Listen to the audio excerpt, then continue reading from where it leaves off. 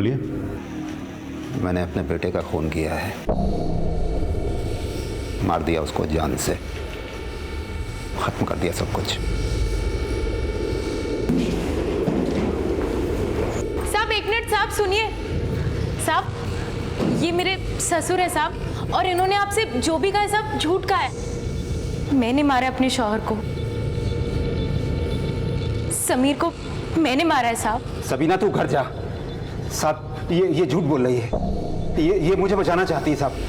नहीं साहब, मैं सच कह रही हूँ, समीर का कत्ल मैंने ही किया है साहब। सबीना मैंने कहा ना तू घर जा। साहब मैं सच कह रहा हूँ साहब।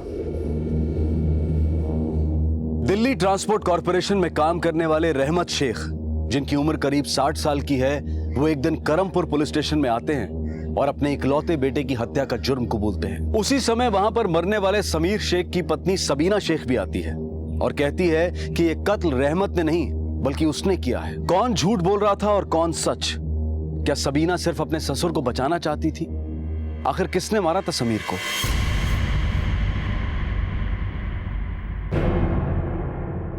ठीक है, आपने मारा अपने बेटे को, तो बताइए लाश कहां पर है?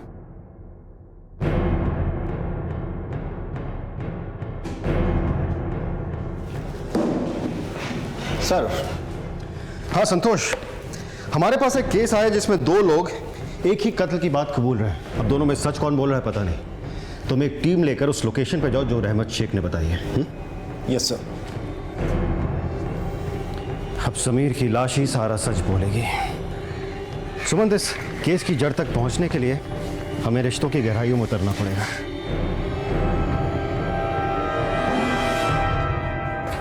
रहमत जी, आपने पहले भी अपने बेटे के खिलाफ घरेलू हिंसा की शिकायत की है। इस बार ऐसा क्या हुआ जो आपने इतना बड़ा कदम उठाना ठीक समझा? हर बाप जब अपने बच्चे को उंगली पकड़ के चलना सिखाता है तो ये उम्मीद बिल्कुल नहीं करता है कि बड़ा होके उसी पर वो उंगली उठाए। समीर जब पैदा हुआ था तो हमारे घर में खुशियों का माहौल था।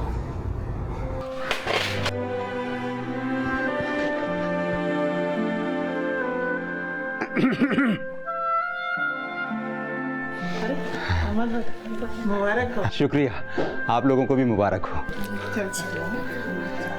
शुक्रिया। अरे वाह वाह वाह, मुबारक हो। अरे आपको भी मुबारक हो। इसको गोद में ले लो। अरे वाह वाह वाह वाह वाह वाह वाह वाह। मुझे तो लगा था कि मुझ पर जाएगा, लेकिन ये तो अपनी अम्मी पे गया है। खोलता है, आंखें खोलता है, आंखें खोलता है।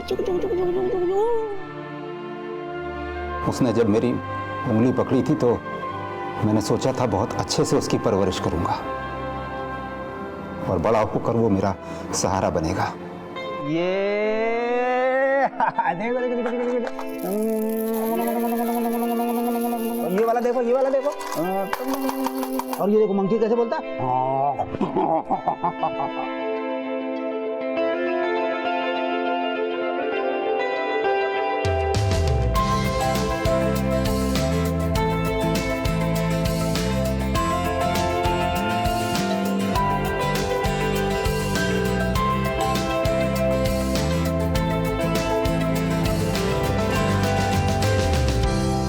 जब आप दोनों में इतना प्यार था तो फिर बाद में क्या हुआ? समीर मेरा बेटा नहीं, मेरा ख्वाब था। समीर बहुत अच्छा क्रिकेट खेलता था और बड़े होकर बहुत बड़ा क्रिकेटर बनना चाहता था।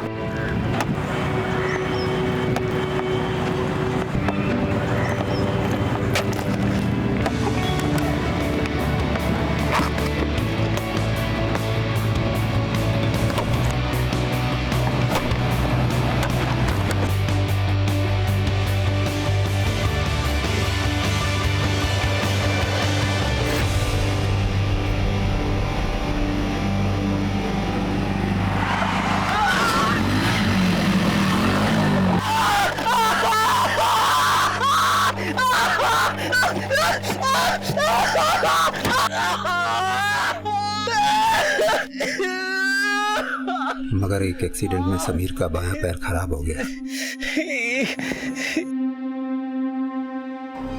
पैर खराब होने की वजह से वो कभी भी दोबारा क्रिकेट नहीं खेल पाया। यही उसका एक इकलौता ख्वाब था जो पूरी तरह से टूट चुका था। मैंने बाप होने के नाते उसको बहुत समझाया, बहुत कोशिश की हर तरह से कि बेटा, पैर खराब होने की वजह से किसी इंसान की किस्मत नहीं खराब हो जाती है। प्यार से समझाया, डांट से समझाया, हर तरीका अपनाया, लेकिन शायद बहुत देर हो चुकी थी। वक्त के साथ साथ समीर चिड़चिड़ा होता चला गया और फिर अपने आपे से बाहर निकल गया। ह्यूमन साइकोलॉजी यानी कि मनोविज्ञान के हिसाब से जब किसी इंसान को ऐसी चोट लगती है जिसका सीधा संबंध उसकी जिंदगी के लक्ष्य से होता है तो उसे गहरा आघात पहुंचता है। समीर की दिखने वाली चोट तो ठीक हो गई थी, लेकिन उसका जो घाव था वो उसके जहन में अब भी बाकी था, जो शायद किसी को दिखाई नहीं दे रहा था। अब मेरे रिटायरमेंट को सिर्फ 5 ही साल बचे हैं। देख समीर, मैं तुझे अपने पैरों पर खड़े हुए देखना चाहता हूँ। दुनिया भी उसी का साथ देती है जो उनका साथ दे। अरे जिस तरह से तू चल रहा है ना, उस तरह से तू अपना ही साथ देने के लायक नहीं बचेगा। क्या रोज रोज की खिटखिट लगा के रखी है? अरे जिससे तू खिटखिट बोल रहा है ना, बड़ा होने के नाते समझा रहा हूँ। पॉलिटेक्निक के कोर्स के लिए तुझे पैसे दिए थे, अपने निकम्मे दोस्तों के साथ तूने उड़ा दिए। जिंदगी मेरी है और मुझे खुद पता है मुझे कौन सी टेक्निक कहाँ लगानी है। और आपने ये रोज रोज की ना लेक्चरबाजी बंद कर दो। अरे और कुछ नहीं तो अपनी इस छोटी बहन का ख्याल कर। कैसे करेगा इसका निकाह? मैं क्यों करूंगा इसका निकाह? आपने पैदा किया है ना, तो आप करेंगे इसका निकाह।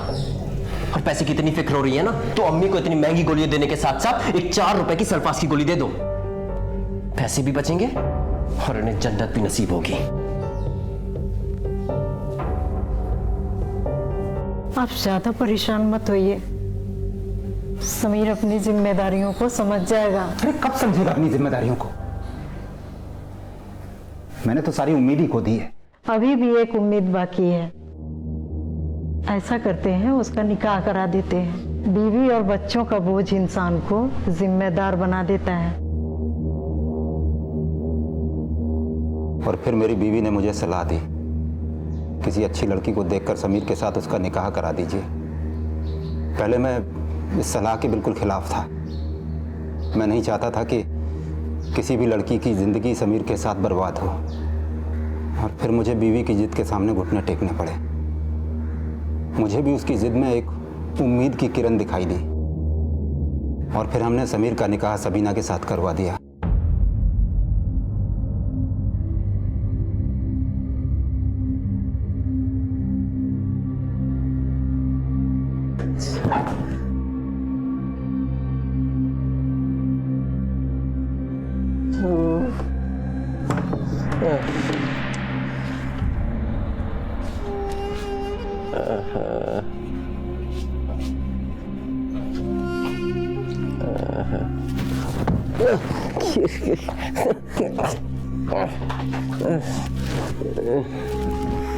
देखने तो दे।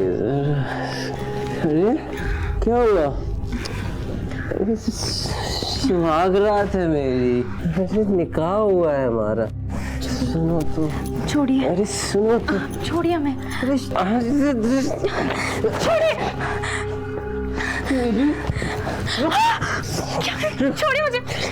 छोड़िए हमें। तेरा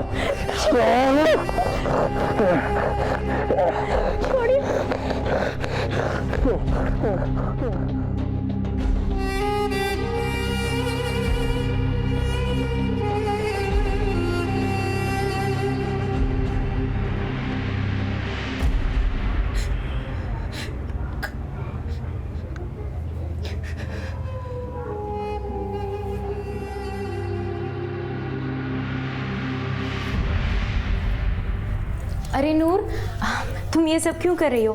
मैं आ गई हूँ ना, अब मैं संभाल लूंगी, मुझे करने दो। अभी कल ही तो आपका निकाह हुआ है और अभी से आप ये सब करोगे? नहीं नहीं, तुम ये सब छोड़ो, अब बस ससुराल जाने की तैयारी करो और ये सीखो कि सास ससुर का ध्यान कैसे रखते हैं। हाँ, मैं ये सब कर लूंगी। अरे भाभी, ये आपका हाथ कैसे कट गया? रुखसती के वक्त इधर उधर कहीं से लग गया होगा, ध्यान नहीं रहा ना। ये चाय हो गई? हाँ भाभी, मैं अम्मी अबू को चाय देती हूँ, आप सब्जी काट हाँ हाँ हाँ बिल्कुल।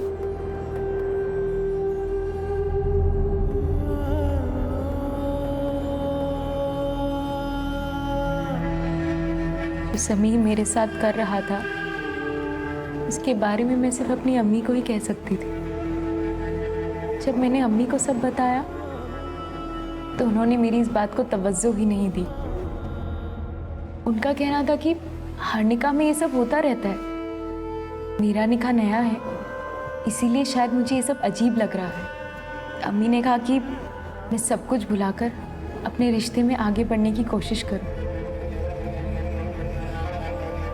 लेकिन समीर ने मुझे सब कुछ भुलाने नहीं दिया।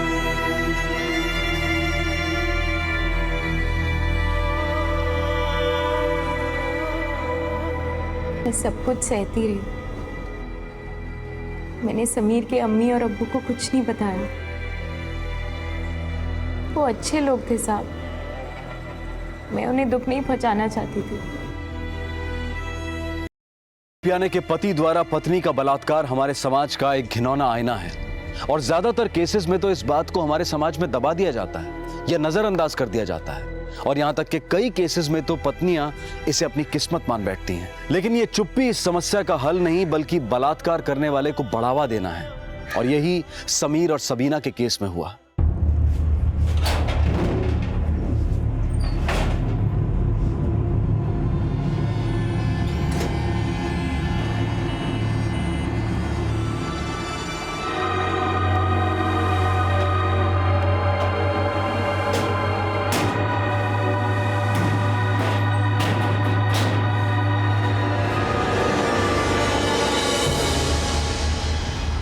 हमारे एक गलत फैसले से सबीना की जिंदगी बर्बाद हो गई।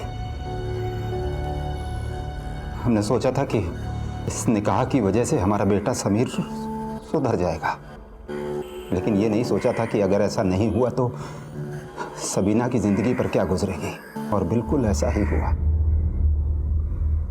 समीर की जिंदगी एक ऐसे रास्ते पर आगे बढ़ चुकी थी जहां से वापस लौटना बहुत मुश्किल था।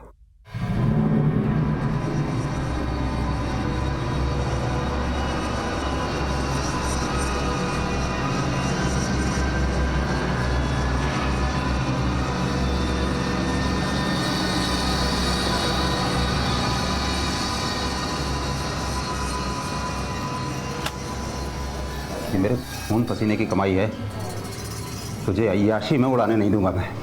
अगर तेरी पैदाइश के वक्त मुझे पता होता ना कि इस घर में शैतान जन्म लेने वाला है तो उसी वक्त तेरा गला घोंट देता मैं। छाती पर लेके जाओगे पैसा? हाँ, करोगे क्या इसका? इस मरियल बुढ़िया पे खर्चा करने के लिए सब कुछ है, लेकिन मेरे लिए नहीं है। घर तो आपसे चलता नहीं, लेकिन जुबान दिन रात चलती है।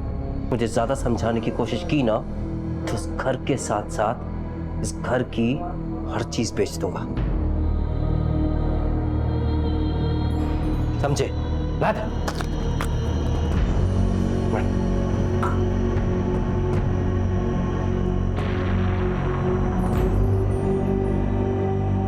समीर की वो आदतें, उसका गुस्सा, उसका पागलपन, इन सबसे कहीं ना कहीं घर को खतरा था, जो मुझे अब साफ साफ महसूस हो रहा था।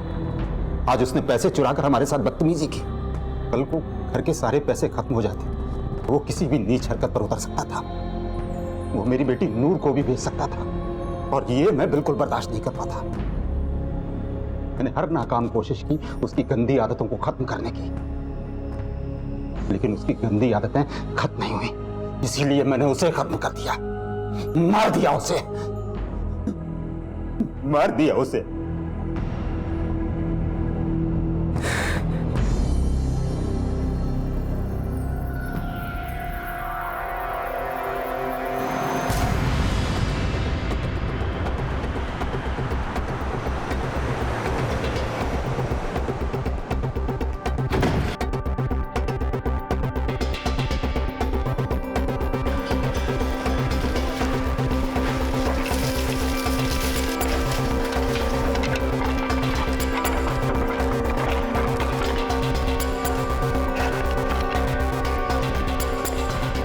आदमी अपनी खिचड़ी पका रहा है सर। जहां पर इसने बताया था हमने पूरी तरह सर्च किया, पर बॉडी नहीं मिली सर। ठीक है संतोष, इसका मतलब सबीना ठीक कह रही थी। रहमत ये सब उसे बचाने के लिए कर रहा है। मैं सब कुछ सहती रही, ये सोचकर कि शायद एक दिन सब कुछ ठीक हो जाएगा। मुझे लगा साहब समीर को अकल आ जाएगी, वो एक दिन सुधर जाएगा।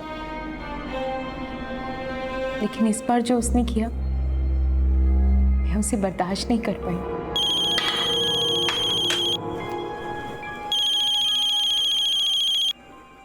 हेलो जी,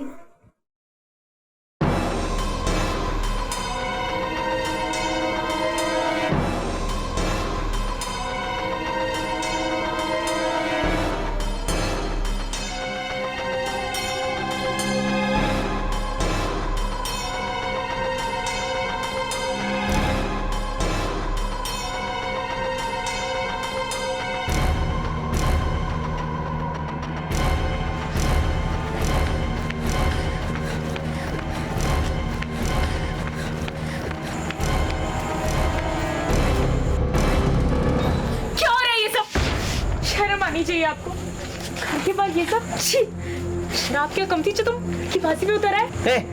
तू होती कौन है मेरी जिंदगी में दखल देने वाली? हाँ, तुझे तो मुझसे सारे मजे मिलते हैं ना, या मैंने कोई कसर छोड़ी है?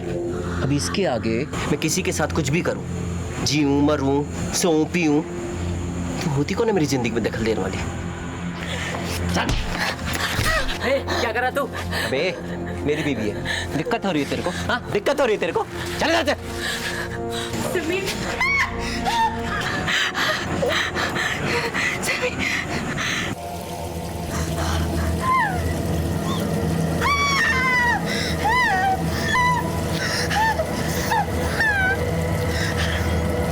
तेरी यही औकात है, इसे समझ और अपनी औकात में रह।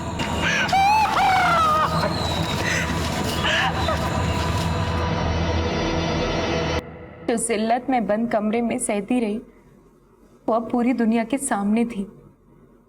साहब, एक औरत अपने शौहर की मार तो सह सकती है, लेकिन वफाई पर वार नहीं। मैं बर्दाश्त नहीं कर पाई साहब, मार डाला मैंने उसे, मार डाला मैंने। सबीना, तुमने अपने पति को कहां मारा और कहां ठिकाने लगाया उसकी लाश को?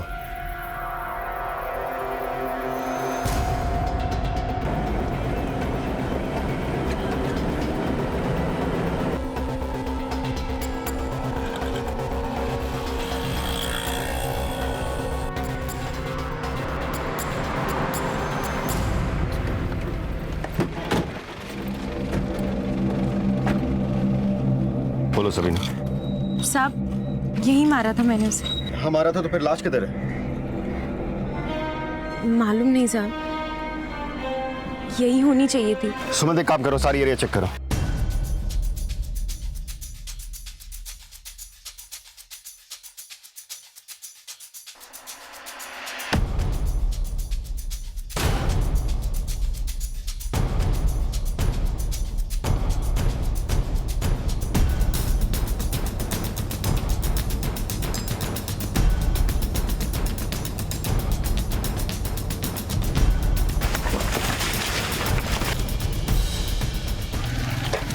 सर, लाश कहीं नहीं मिली। सबीना, अगर तुमने अपने पति को मारा तो फिर लाश किधर है? देखो, तुम बहू और ससुर पुलिस से झूठ बोलना बंद करो, क्योंकि पुलिस का डंडा जब घूमता है ना, तो गड़े मुर्दे भी उठ खड़े होते हैं। एक लाश क्या चीज है? लेकिन साहब, मैं आपसे बोल रही हूँ ना, मैंने उसे यही मारा था। और साहब, मैं आपसे झूठ क्यों बोलूँ? झूठ तो वो बोलता है जो सज़ा से बचना चाहता है। मैं तो अपना जुर्म खुद कबूल कर रही हूँ। अब तक ऐसा लग रहा था कि रहमत और सबीना दोनों ही पुलिस को गुमराह करने की कोशिश कर रहे थे, लेकिन चार्जशीट फाइल करने से पहले समीर की बॉडी मिलना बहुत जरूरी था। क्या सबीना और रहमत एक दूसरे को बचाने की कोशिश कर रहे थे, या अब भी ऐसी कुछ बातें थीं जो उन्होंने दिल्ली पुलिस को नहीं बताई थी? और यही जानने के लिए दिल्ली पुलिस ने समीर से जुड़े हर उस शख्स से पूछताछ शुरू कर दी जो कि समीर के परिवार को जानता था।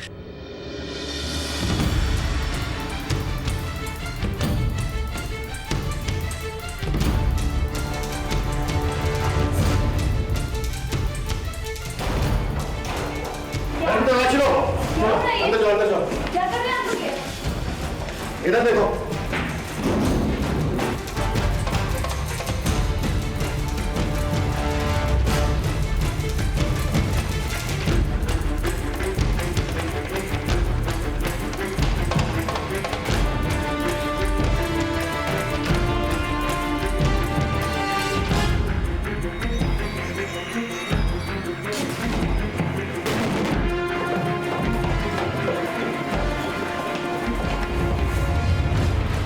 साहिब, कहीं भी कुछ नहीं मिला।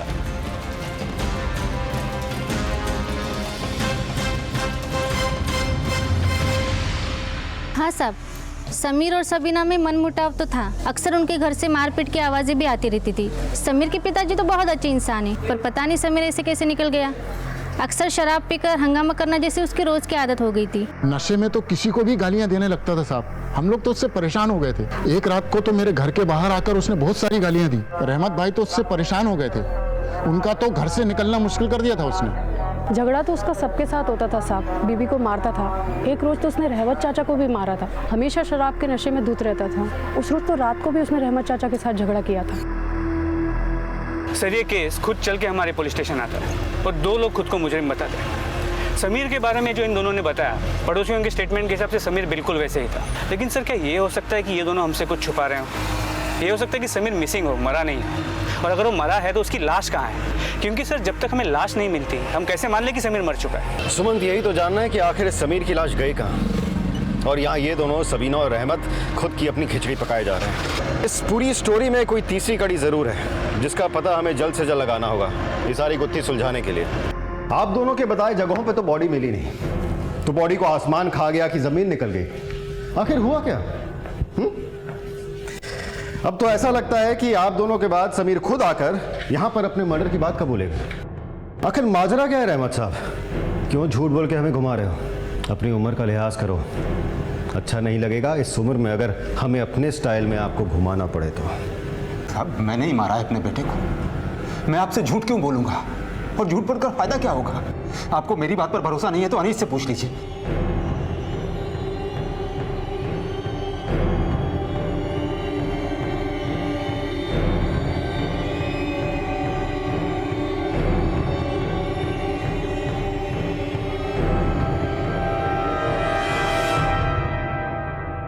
सर, अनीस की कुंडली निकाल ली है। पहले भी 2 मर्डर और 3 हाफ मर्डर कर चुका है। फिलहाल बेल पे बाहर है। उसका घर का पता भी रहमत ने दे दिया है। सुमंत, ऐसे लोग क्राइम के बाद उन अड्डों पे नहीं मिलते जहां पर वो अक्सर मिला करते हैं। यानी जरूर किसी बिल में छुपा होगा। एक काम करो, इसकी फोटोग्राफ चारों तरफ सर्कुलेट कराओ और अपने हर खबरी को आगाह कर दो। समीर की लाश का पता अब अनीस ही बता सकता है।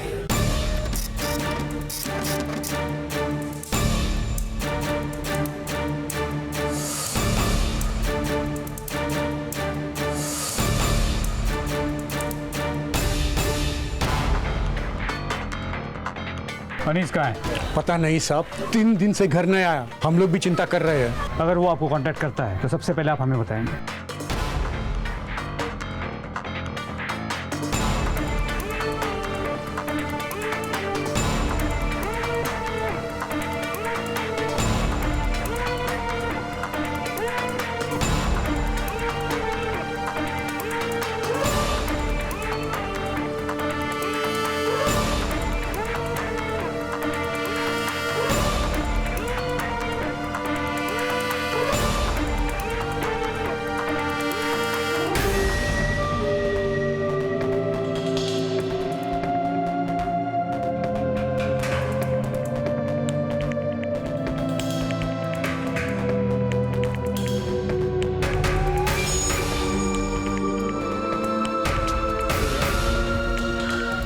सलाम साहब। कोई खबर? कोई खबर नहीं साहब। दिल्ली का चप्पा चप्पा छान मारा।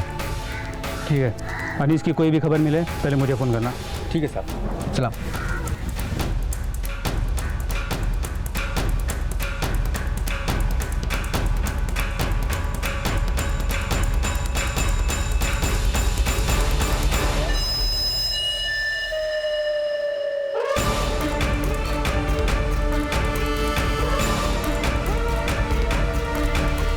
अनीस हो रहा।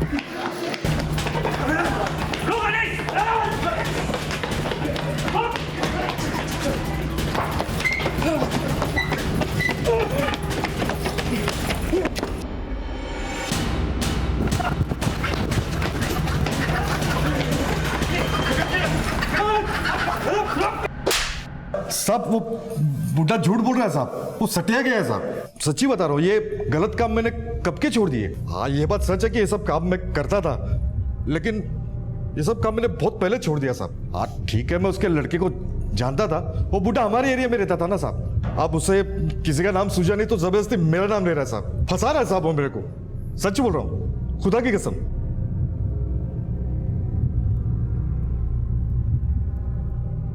अब तक इस केस में जितने भी नाम सामने आए थे उनमें से किसी को भी मुजरिम साबित करना आसान नहीं था, क्योंकि दिल्ली पुलिस के पास अब तक कोई ऐसा ठोस सबूत नहीं था जिसके आधार पर किसी को अरेस्ट किया जा सके। और कानूनन अब पुलिस इन तीनों को 24 घंटे से ज्यादा नहीं रोक सकती थी, इसलिए मजबूरन उन्हें सबीना, रहमत और अनीस को छोड़ना पड़ा।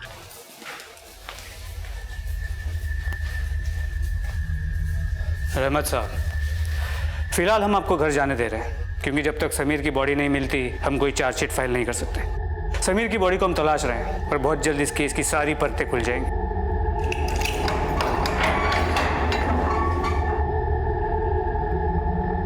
अनीस, अभी तुझे जाने दे रहा हूँ, क्योंकि हम अब भी डेड बॉडी की तलाश कर रहे हैं, जिसके बिना केस आगे नहीं बढ़ सकता। लेकिन तू जब तक बेल पर बाहर है ना, इस थाने में शक्ल दिखाते रहना। हाँ साहब, शक्ल दिखाते रहूंगा साहब।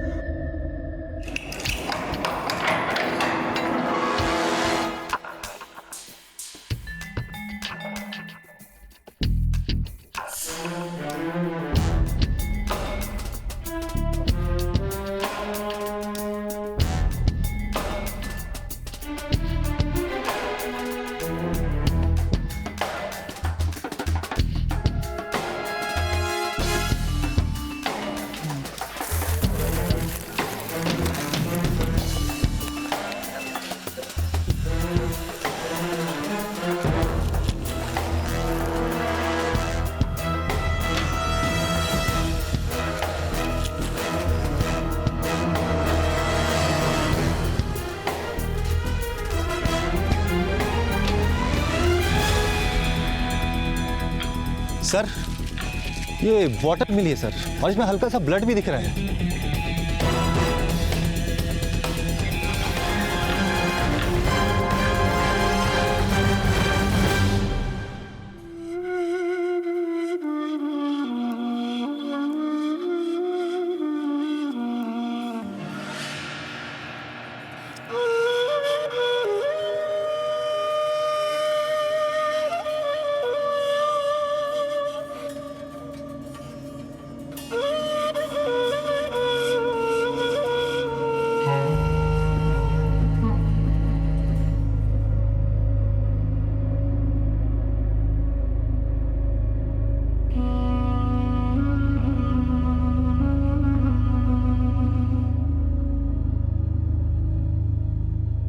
मैंने कहा ना, पुलिस के सामने मैं जाऊंगा। सारी गलती मेरी है, सजा भी मुझे मिलनी चाहिए। नहीं अब्बू, मैं ऐसा नहीं होने दूंगी। अम्मी और नूर का ध्यान कौन रखेगा? क्या नूर से कोई निकाह करेगा जब सबको ये पता चलेगा कि समीर को आपने मारा है? नहीं अब्बू, ये सही नहीं है। सबीना, एक बार मैं तुम्हें दलदल में धकेल चुका हूँ, अब दोबारा ऐसा नहीं होने दूंगा। मैं अपने बाप होने का फर्ज सही तरीके से नहीं निभा पाया।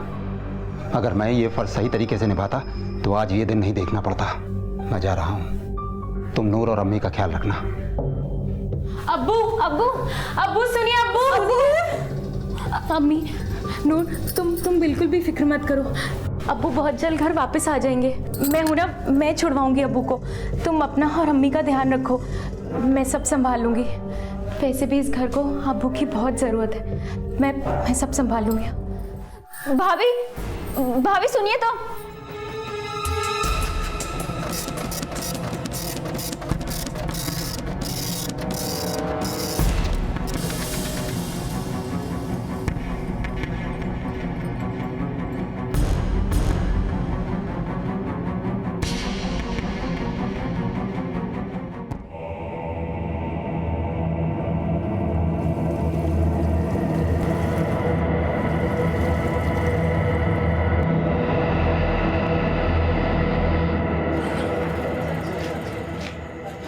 अरे सलाम साहब।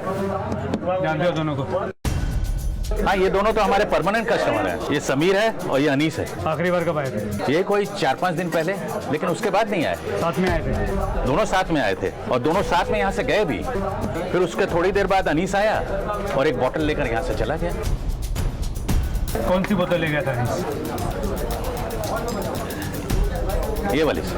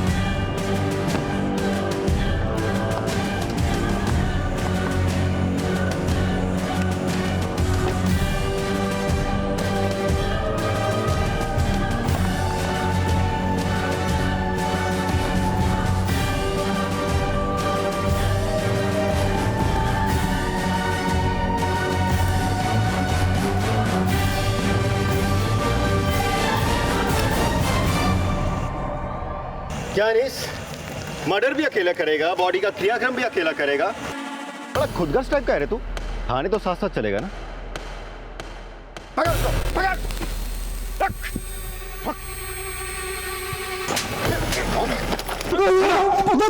बताता हूँ साहब, सब सच बताता हूँ साहब।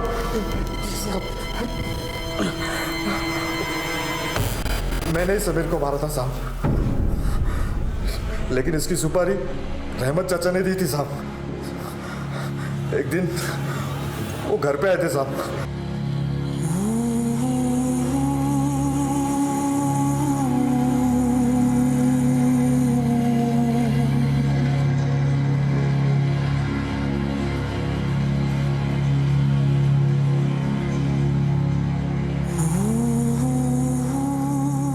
मैं तो कहता हूँ चाचा, एक बार फिर से सोच लो।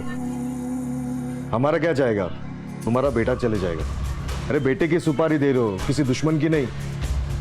बोले तो उसके हाथ पैर ही तोड़ देता हूँ, इतने में सुधर जाएगा वो।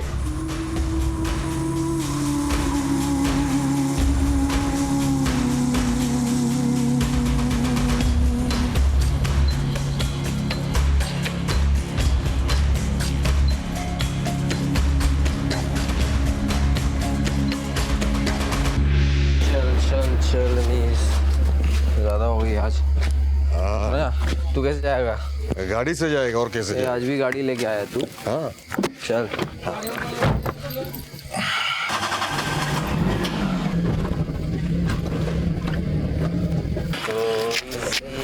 तो डाल दो शीला, फिर मैं घर चला जा मुन्नी को लेके।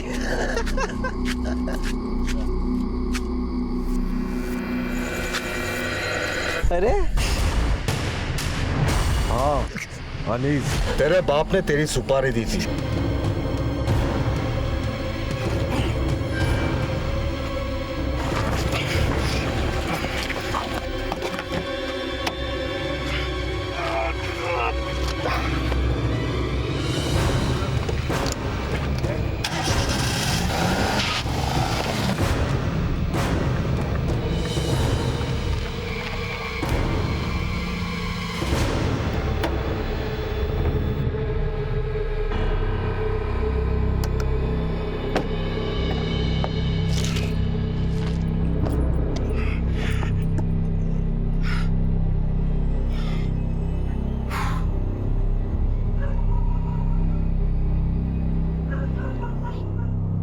तो फिर लाश जलाने की नौबत क्यों आई?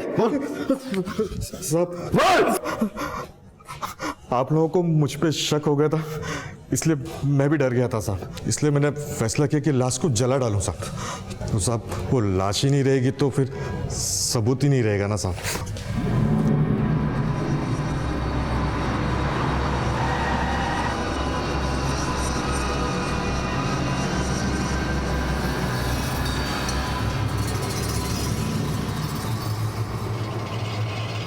मैं अपने गुनाहों की सज़ा तो पाना चाहता ही था इंस्पेक्टर साहब,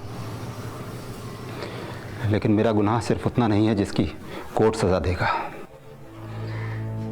मैंने सबीना की ज़िंदगी बर्बाद की है। मैं समीर को गलत रास्ते पर जाने से रोक ना सका। मैं अच्छा बाप नहीं बन सका। सारी गलती मेरी है।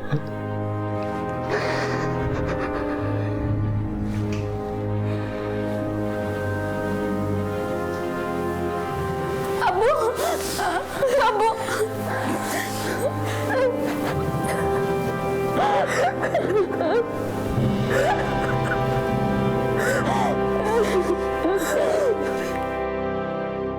शराब या किसी भी प्रकार का नशा इंसान को खोखला बना देता है, और जब नशे की लत नशा करने वाले के ऊपर हावी हो जाती है तब वो सही और गलत का फर्क भूल जाता है। आज हमारे देश में ऐसे कई रिहैबिलिटेशन सेंटर हैं जहां पर इस नशे की आदत से निजात दिलाने के लिए फ्री सहायता भी दी जाती है। और यही नशे की लत समीर के परिवार को भी तबाह कर रही थी, लेकिन रहमत ने जो किया उसने इस पूरे परिवार को ही तबाह कर दिया।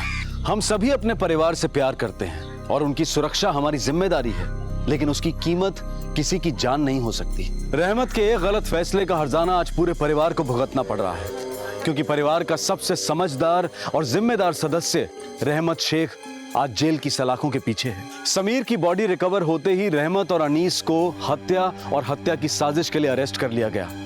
अब अपनी बची हुई जिंदगी वो जेल में गुजारेंगे।